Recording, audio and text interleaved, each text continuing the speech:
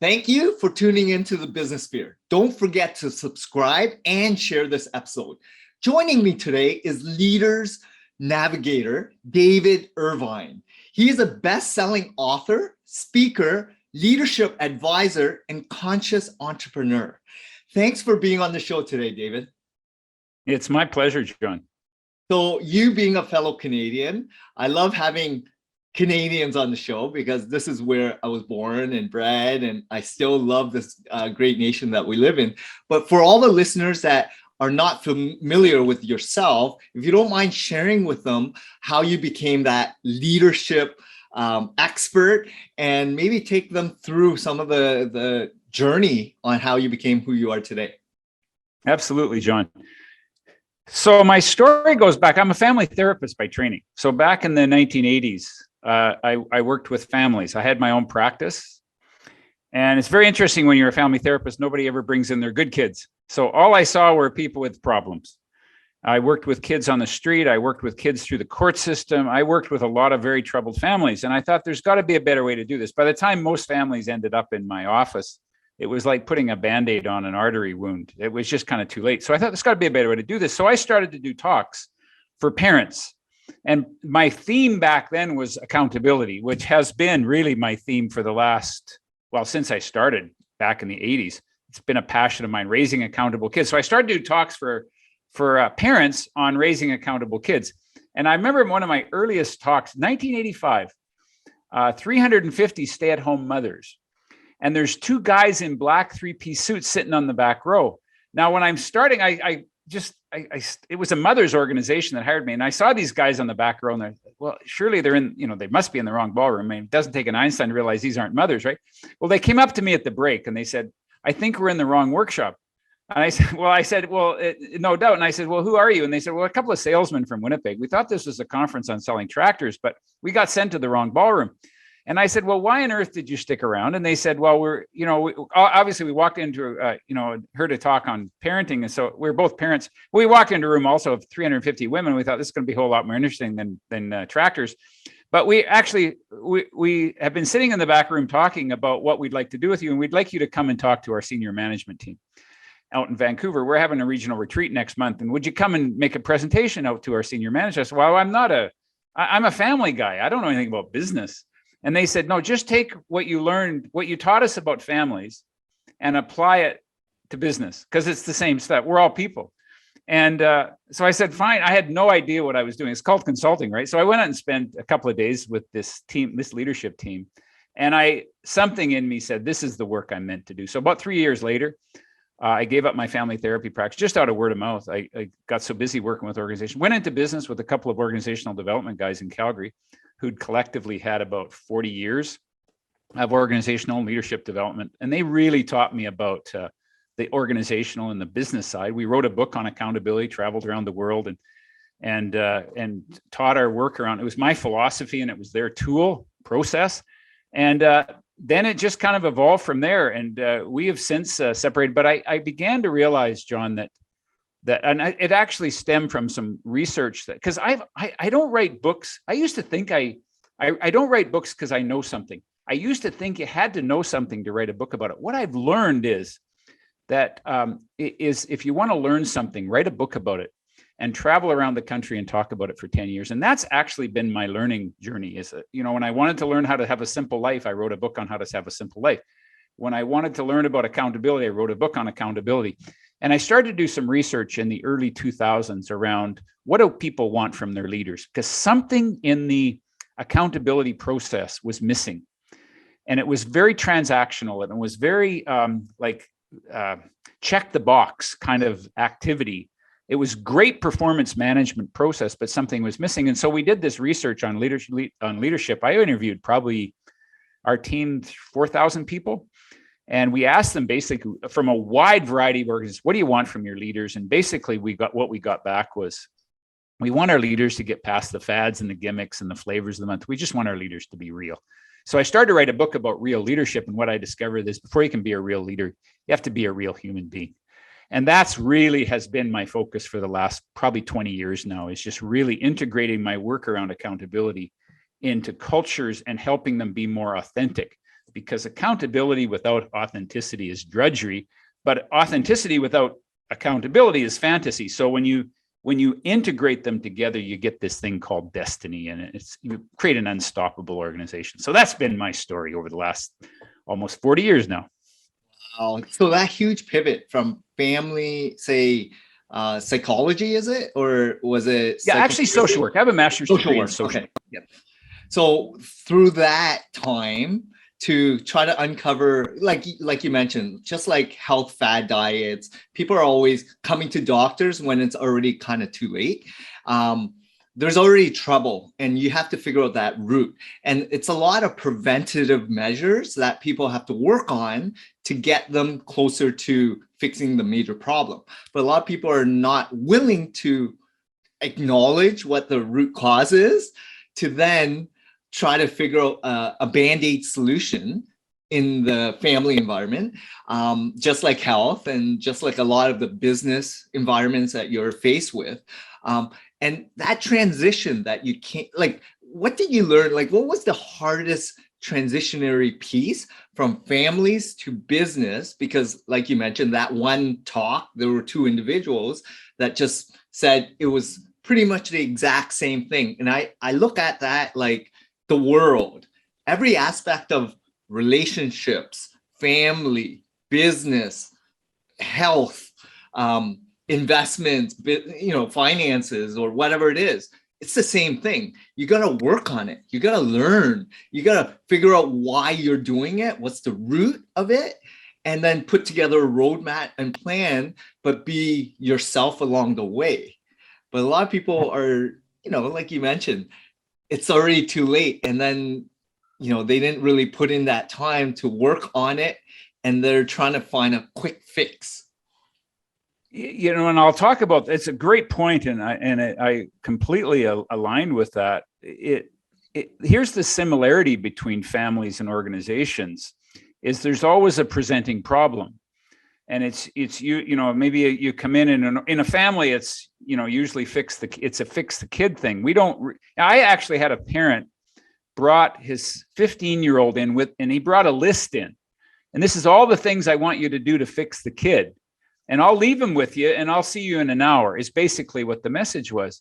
And it's exactly right that people always want to see the problem outside of themselves. And so you find the same thing in business. There's always a presenting problem in an organization. I spent 15 years of my life traveling around the country, making a great living, telling people how to be accountable, teaching them accountability, teaching them a process of accountability. But very few of those people actually wanted to be accountable. They just wanted to hire a speaker to entertain them and to inspire them. But nobody really, I won't say nobody, because I have had, some great clients that have followed up with me and said, look, we want to really apply this in our organization. But most people just would rather just be inspired by it or listen to it. And then let's go on with the next flavor of the month, rather than really invest in understanding the root cause of some of their challenges in life. And it's true in organizations, and it's true in people, because what are organizations but a group of people coming together and working on a shared vision. And so it's a human problem. Everybody would rather talk about the problem than really get to the core root. This is amazing. I love this conversation because I can totally feel why you're doing what you're doing. But how, growing up, how did you know this was what you wanted to do? Were there people in your life that kind of guided you to say, look, I want to help families. Look, I want to be a better presenter and speaker. I want to make a larger impact by helping leaders really figure out how to lead properly? Well, yeah, what I talk about in my leadership programs is what are the defining moments that have made you who you are. I'm more interested in the question that you just asked than I am in many of the leadership development programs. Most leadership training teaches leaders what to do, and what I'm really which is that's an important message to give. But my passion is really helping people understand how did they become who they are, because who you are is where you make your greatest impact in the world. It's not, leadership is just too important to be diminished to a bunch of techniques. It's really coming from who you are as a person. So it was ingrained in me. See, some people were raised by entrepreneurs and by business owners, and it's ingrained in them, this notion of business and strategy. My dad was a social worker, my mom was a social worker, so I came through. My roots are they had world-renowned family therapists stay at our house. My mother brought up some of the most renowned therapists in the world, and I was impacted by these people. I'm hardwired to help people. It was always, my mother always used to say, don't operate by the pleasure principle. Operate not by what brings you pleasure. How can you serve? And it was just ingrained in me. Everything my parents did were all about service and making the world better and helping people. Not about not consumption, and we neither of them had much money growing up, and I would, if I'd have done my business again, I probably would have gotten some more help in terms of strategy, but I just wanted to help, and it was in me to do that. So I didn't even know there was such a thing as a speaking business or a writing. I didn't even know about. I guess I understood about writing books, but that was back in the 70s. That was so far away, this notion that I could actually write a book. It wasn't even on my radar screen. So I went to school just to I just wanted to be a family therapist because I wanted to help people, and I wanted to help family therapy. I wanted to help families. And so I got an undergraduate degree in child development because I love kids. I love kids and I love working with kids. So I just what I did was followed my passion and my heart. And I don't even know that I was intentional about that, John. I think it was just in me to just do that. And then what I came to understand, I came across some motivational tapes in the 1980s. And actually my dad, we used to listen to, who was the guy? One of the founders of the motivational speaking movement. Ziglar? It wasn't Zig, but we used to listen to it. Yeah, it was. Well, Ogmandino was a real influence on me, and my dad and I used to listen to these radio shows with all these great speakers going into church I don't even remember what we learned in church, but what I do remember is just sitting with my dad and how inspired he was, and there was something in me that said, you know what, I want to somehow or other do that. I didn't even consider it as a possibility in those days, but a seed was planted in me early on. And then when I became familiar with some tapes and, the Zig Ziglars and the Mark Victor Hansen and the Jack Canfields of the world in the 1980s, I started to think, wow, and then I got this membership and we'd bring in speakers. There was a speakers whole program every month in Calgary, and I drove because I was in Southern Alberta, and I drive 3 hours and heard these speakers, and I said, that's what I want to do one day. That's what I want to do. And so, but it never came out of any kind of a strategy. It just came out of a really listening to my own heart and following that. And I wasn't even aware of it at the time. This is just in hindsight that I would say that's how my business and life developed. That's amazing. And this is where a lot of entrepreneurs have to realize that things blossom when you actually are doing it for the right reasons, right? And a lot of people go in for the wrong reasons. They go for glamour, for the title, or they want to be the boss of whatever, right? Or they're chasing stuff. Versus what is the root of it? Why are you doing it? And like you mentioned, servicing others, understanding where the gaps and value and how to take care of your people, tribe, or whatever it is, like customers, clients, whatever it may be. That's the biggest impact that you're going to make. And it's so rewarding when you start making a road, like a dent in the road, right? Like you start seeing all the fruits being planted and you start seeing it blossom, because then you know that it's progressing to what you anticipated as your roadmap. Because growing up, I had no idea I was going to be a business owner. I had no idea. And for me, it was because I spotted an opportunity. I knew there was a need in the marketplace and I just went for it. it was a grind. It was a lot of hard work, but I knew I had to stick to my root cause, servicing, right? Clients, making sure that they got better ROI than anyone out there and just working hard at it. So just like you mentioned, you said like writing that book force you to learn as much as you can to be better at that niche or expertise, right? And jumping in, taking action, and figuring it out is always the best advice I tell people too, versus, a lot of people are like very, they analyze everything, right? And they have self-doubt, they are afraid. There's so much unknowns, and then there's chatter between family members, friends, and colleagues, not pushing them to actually take action, right? When you start focusing on like doing and then finding communities, finding others doing what you're doing and have alignment and having a stronger sense of purpose, at least there's others going through the same challenges and you're learning, even though you're might not be as successful as you anticipated, but at least you're doing something and progressing. Yes, and done is better than perfection. So you just do it, and you complete one thing, and then you learn. Earl Nightingale, by the way, was the guy that I remembered that my dad influenced me by. But no, you're exactly right. And I never even thought in terms of strategy, or I just said, I want to bring value. And there's an opportunity that comes, like these guys that were sitting in the back of the crowd said, oh, I'm going to step into it. And if I can bring value to that organization, I'll bring value. And 100% of my work over the years has been word of mouth. It's all been referral based. So I just bring value. That's all I know how to do. Now, again, I also have to learn, well, you have to work as a team. But oftentimes I think what happens, John, is that we go for big. And we want to make big, but we don't necessarily bring value to people along the way. And if that's not your primary motive about how to make the world better, you're not going to have a foundation for that. Big is going to crumble at some point.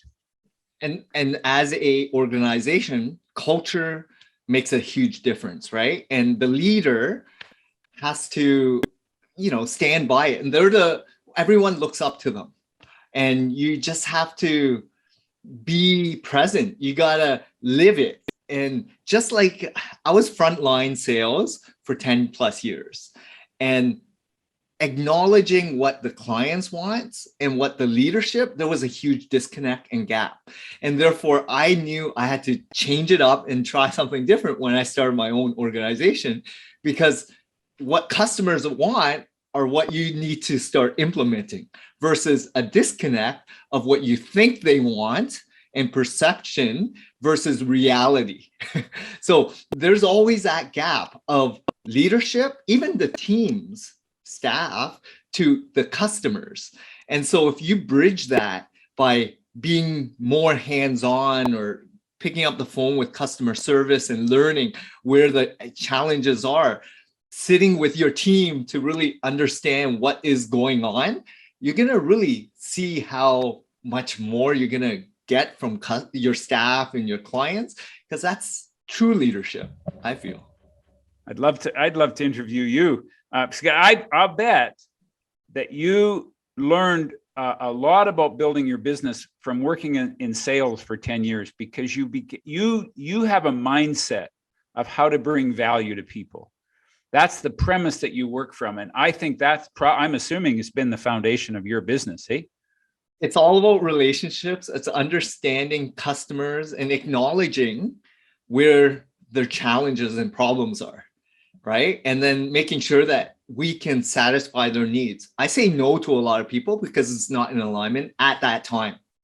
But what we always tell people is we'll try our best. We'll give it all, and we're going to help where we can. So understanding who you are and what we can do and bring value is always instrumental to our success, right? And just authentic, being yourself, being honest, transparent, right? It's so important.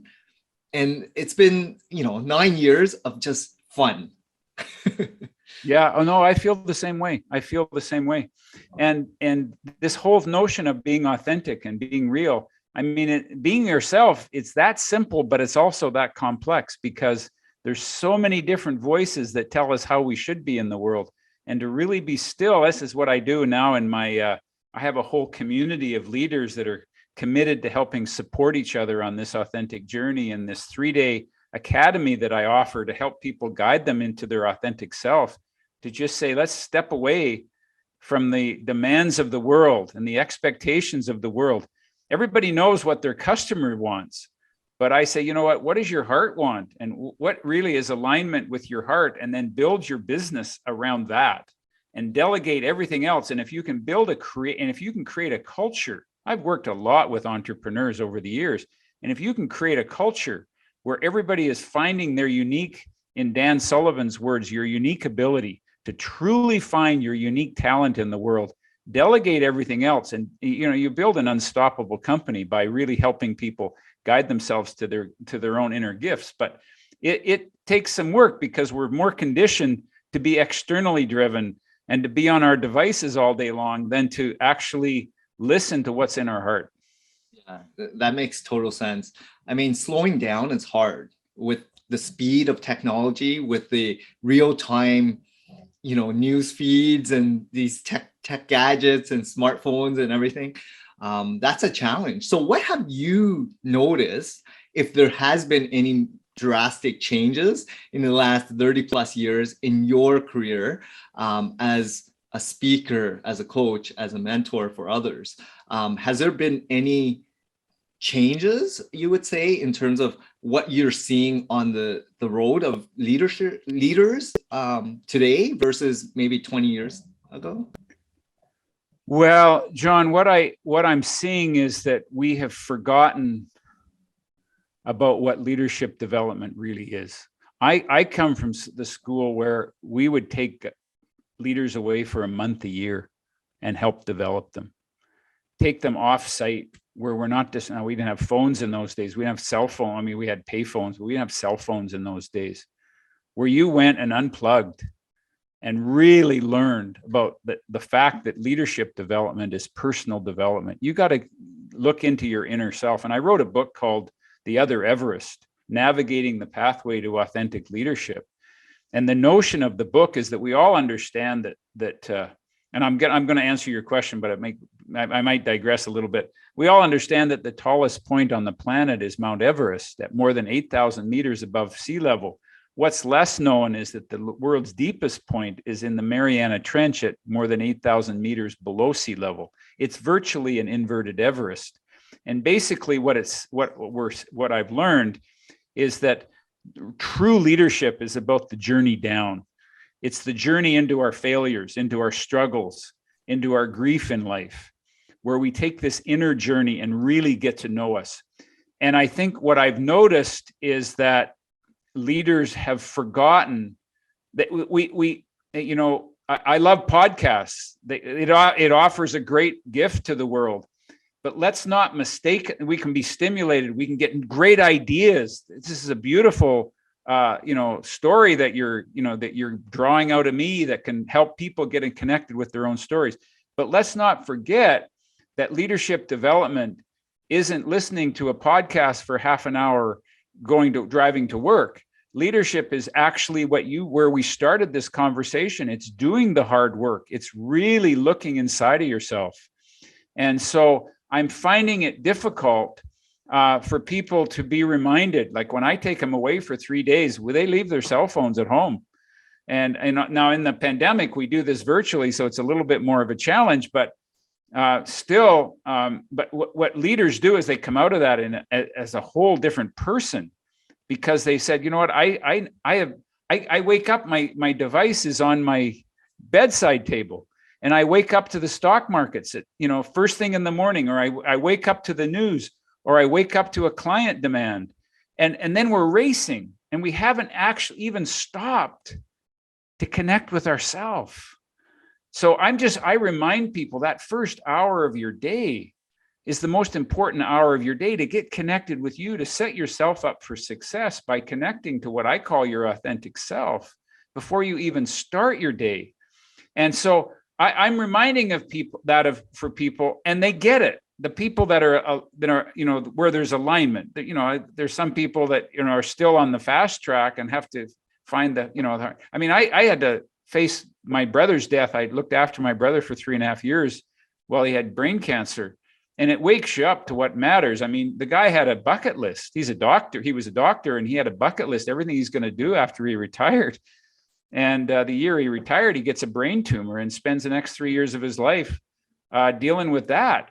So it begins to wake you up to what really matters. So I think we've lost touch over the last little while about what really matters, what our priorities really are. And at the same time, there's a lot of very conscious leaders who are staying in touch with that and staying aligned with that. So I hope that answers your question. It's a great question about what I've seen evolve over the last 30 years. And it's great because over the last 2 years during this pandemic, you either are ingrained in the media hype or you disconnect, right, from what's going on. And you can pick and choose, because here in Canada, we have choice, right? As opposed to some of the other countries in the world.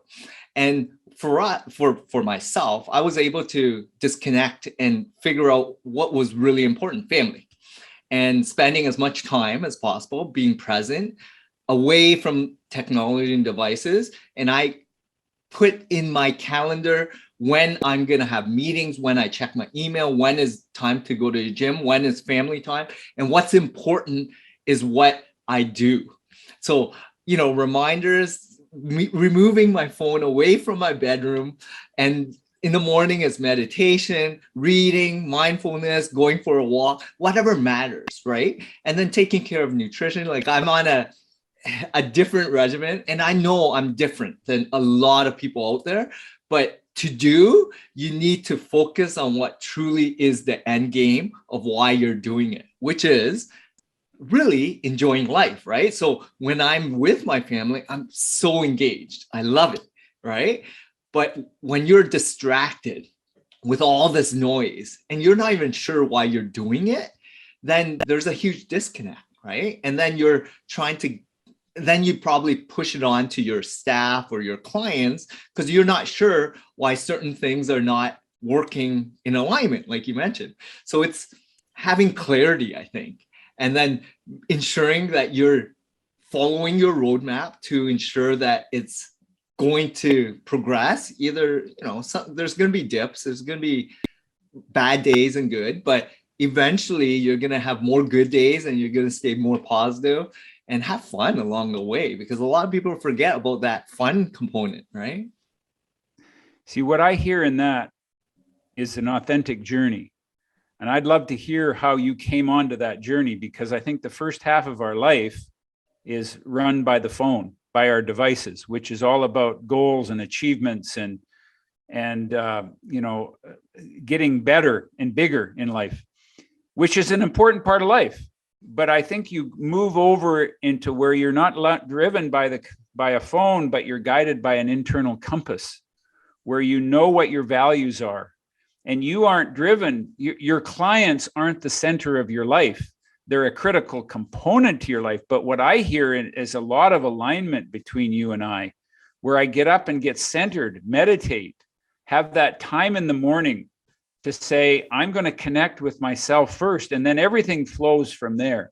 When this pandemic hit 2 years ago, I had 2 years of my schedule knocked off. I had 2 years that I was booked out 2 years in advance, and basically I became unemployed. Everybody says, well, why don't you can either do two things: pivot your business or just retire. And I could have retired, but this is my life's work. I can't just stop working. But at the same time, it's not the center of my life. And I resisted the tendency to just pivot and just redesign my business. And I took 3 months and I went for walks in the conservancy behind our home.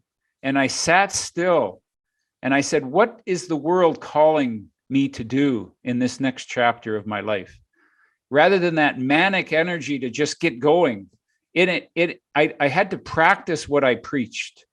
which is to stop and be still. You know, it's an old and ironic habit of human beings, John, to run faster when we've lost our way.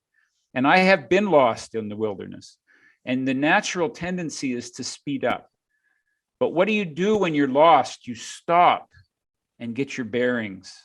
And you align your life with an internal compass. And so what I began to realize is that over a period of a lot of stillness, a lot of walks, a lot of journal writing, what emerged out of that is to transform my business from a speaking business, although I'll still speak, but a speaking business into a community model where I take all the leaders that I've worked with for the last 35 years and say, you want to be a part of a community to go deeper with this? This is what I'm creating. And that everything is fed into this community of people that really want, we've got these retreats now, they're online now, but it really doesn't matter whether it's online or whether it's in person. I mean, both of them, there's advantages and disadvantages to both, but it maintains my own purpose. But that came not from the world, but from my heart. I had to stop and look inside and say, where am I really meant to be at this time in my life? And that's what gives me meaning to my life, is when I listen to that, and my family, my relationships, my health are all integrated together. And that's really, I got to practice what I preach, and this is how I'm living, is what I teach. And this is so amazing. You inspired me. No, this is great wisdom, because I'm exposed to a lot of business owners where everyone's chasing and they're uncertain why they're doing certain things, pivoting. There's a lot of noise. There's a lot of restrictions, like whatever it was. I try to tell people it could have been worse because you're still in business, or you're not in North America. You're in a different country where they dictate how things are. So there's always good and bad. And I always look at the bigger picture and let people in on, a little bit of my backstory of my parents left the Vietnam War, left everything for my generation and my family, my siblings. And so for me, it was like, when I see my parents, I totally respect, and there's people in all parts of the world, Syria, Ukraine, different parts of Cuba, South America, Europe. And when they tell me that they left because of authoritarianism or different societal issues for the next generation, I can relate. And I know how challenging it is. And I always tell them, like, you're doing the right thing, because even though you don't, like, it's a struggle for the next 5-10 years, for your kids and their future, you're setting them up for so much success, right? And someone has to sacrifice something.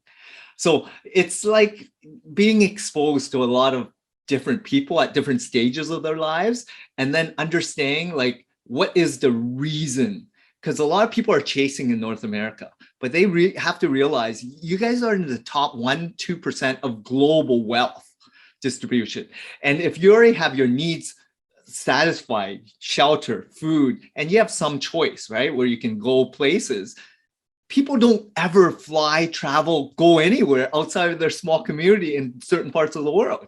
So we are so privileged, and people just have to realize to slow down, acknowledge what they have, and be grateful, versus I want to compare to this guy with a nice car or a nice suit or whatever it is. Like, you know what I mean, David? I don't know. I totally get it. We don't know how fortunate we are. I think of the roots that I came from.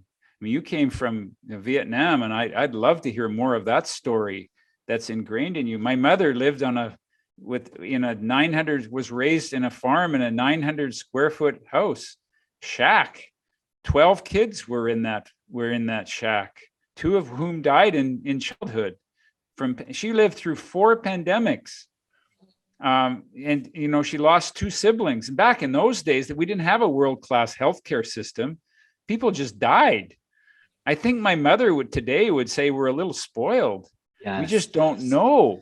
I always say, if you want to raise accountable kids, poverty really helps. How many generations have you seen? How many entrepreneurs have you seen that have come from nothing, Their roots were nothing, but they had to build it up versus being just taken. We take it for granted if it's too easy for us. Hey, Yes. and so it is a sense of appreciation for what we really have. And unless you've been, and this is one of the things that I think the pandemic has helped us with, is it's invited us to stop and slow down and go inside if we take advantage. Now, many people have just maintained their manic energy and done something done something just to keep busy.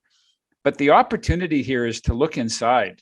We haven't been able to travel. Well, you know what? Maybe that's a good thing that we've lost some of our freedoms, although they're certainly coming back. But let's not let this, a crisis is too important and too horrible to miss. Let's not miss the teaching that comes from a real disruption like this, where we have a chance to look inside and say, what really are my values? What really matters? And until you get close to death, I don't know that you can, that it really wakes you up. Otherwise, it's just all in your head. Hey, John? And last 2 years, like, I feel ultra grateful. Even though my son wasn't in school, I was able to be present and, be there to teach him there, right? Like, any time in the world. I don't know if you've had 2 years of disruption from public, private, whatever schooling system, but if you're privileged to then spend 2 years with your kid to watch him grow up, I mean, that, I look at lifespan and I look at teenagers versus when they're younger, and when they are off on their own, you're gonna miss those years and moments. So you might as well enjoy it when you can, because when they start growing up and they don't want anything to do with you, you're gonna regret the times that you didn't have to spend more time with them. And that's where a lot of leaders forget what's truly important, why they're doing things. And like you mentioned, your brother being in the medical field, a lot of my friends are, professional doctors, dentists. And I always tell them to slow down, yet they're chasing and they don't even know why they're chasing. They're like, wait until a couple more years gonna go by and they're still chasing. And I'm like, let's just go away. Let's go slow down, get that phone away, because let's just have a good time. Let's have those moments like we had back in childhood, right? Absolutely. I still remember, I'm old enough to remember Lily Tomlin, and the great comedian, and she always used to say, well, even if you win the rat race, at the end you're still a rat. Yeah. So there's this sense of, what are we really chasing in life? And when you begin to ask those questions, John, then you have shifted into what I call this other Everest, this journey into the authentic self, where you begin to really look inside and say, what really drives my life, and what do I really want out of my life? And to begin, you see, I think we get this mixed up. And I'm going to just speak to your entrepreneurs for a moment here. I think we get it mixed up. We drive for production and then squeeze a quality of life into that production. Where does my quality of life fit? Instead of, we get it backwards. And my premise is, let's define what kind of quality of life that we want, and then ask ourselves, how much production do we need to support that quality of life? Let's get really clear on the vision. Oftentimes we take the time to get a vision of our work and our business and where our business is going in the marketplace. But my question is, where is your life? How does that fit into the context of your life? And how would you define? I often ask entrepreneurs, because I've certainly worked with a lot of them over the years, is how would you define your own quality of life? What really matters to you, and how does your business support that, rather than the other way around? You nailed it. I started this company as a family first kind of organization, and every single client is an SMB, small, medium-sized business, family-run business, and my entire staff is family first. So that's what I bred, and I believe in it as a parent. These are the values I believe in. And if you know the core of every single human, it should be the relationship piece, right? And which is, parents, children, aunts, uncles, friends, or whatever, community leaders, that's family. And that's where, if you have that strong strength and core, it's unbreakable. So I love Well, this. yeah, and I love families in business. I love business families, and what's the purpose of a business family if it's not to support the family? Yes. What's the point of it, right? And it's such a rich opportunity to work together with your family, and to what a better way to prepare the next generation for the future than to work with them in a business. And let's keep that in mind why we're doing what we're doing. Eh? Oh, that's amazing. So thanks a lot, David. I know we only have a couple minutes. I wanted to ask you a couple things. So where do you see yourself? Because you mentioned you pivoted or things changed during this pandemic. Things are opening up again. And I'm not sure if you still want to continue doing all those traveling and speaking and all that other stuff, but it's a lot of energy too, right? And as you know, that takes away from time, away from family or people in your community or close circle, right? Where do you see yourself, and what is your next kind of move? Well, for the next 10 years, I still will speak, but it's it's really a method to get people interested in wanting to go deeper. So when I speak, I will still speak to companies, but the invitation will be, if you want to go further with this, come and be a part of our community. And so I have this 3-day academy, and it's really moving into this community model. And then I have a coaching process and mentoring for people that want to stay connected to their authentic self. And there's a whole community involved in that. And there's a learning, there's a 3-day, right now we're having a retreat next month, virtually, a 3-day academy, which I must say there are still seats available in there. And what we do is that we get leaders together, and then from there, build a whole community. We're going to have 2 academies every year, and we're going to have an annual conference with people that are embarking in this community that are committed to staying authentic and staying true to their own path. And so that's really where my next 10 years, we've got a whole team built up where we're helping people build that community over the next 10 years. We've got mentors, we've got a coaching team. And it's really about what I call an immortality project that will live on beyond me. Up until now, if I wasn't there, the work would have died.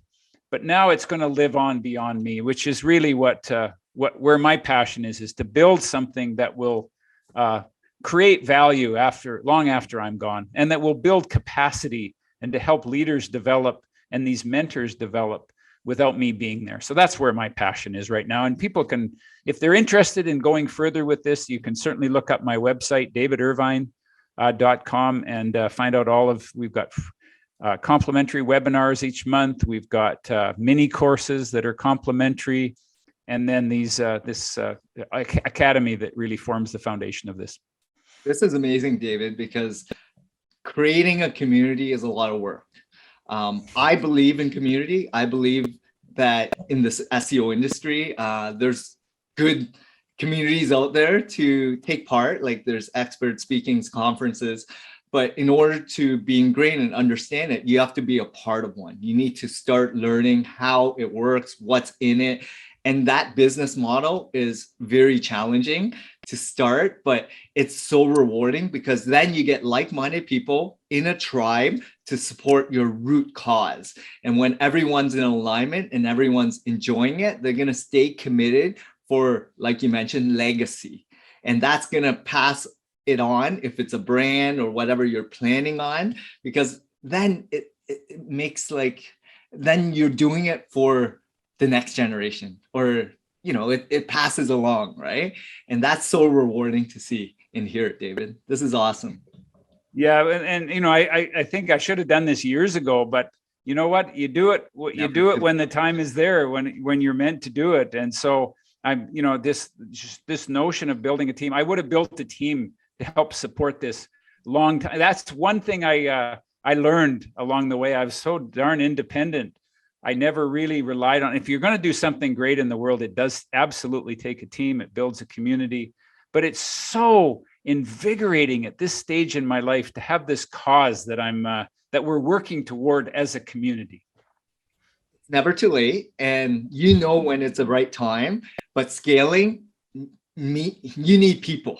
You need people, and you need to learn to delegate, and you need to figure out what, and everyone has to be in line, right? But it's learning that and acknowledging what you know today. You have a lot more wisdom than a lot of people who are just starting off, or someone that has 5-10 years. You have 30 plus years. So take that in, and I'm sure you're going to continue doing great things. I know you have a lot of books. People can check out your books. They can check out your website. We'll have all your links there. And this has been a lot of fun, David. I really appreciate. I'm ultra grateful. You are a fellow Canadian, so I love that. I do visit Alberta quite often too, so I'll ring you up if I'm ever there. But thanks a lot, David, for being on the show today. Well, John, I really value your presence. I love your energy. I love your authenticity, in my words. So it's been a delight, and I hope we can do this again anytime. You come and see me. Amazing. Thanks a lot, David. You betcha, buddy.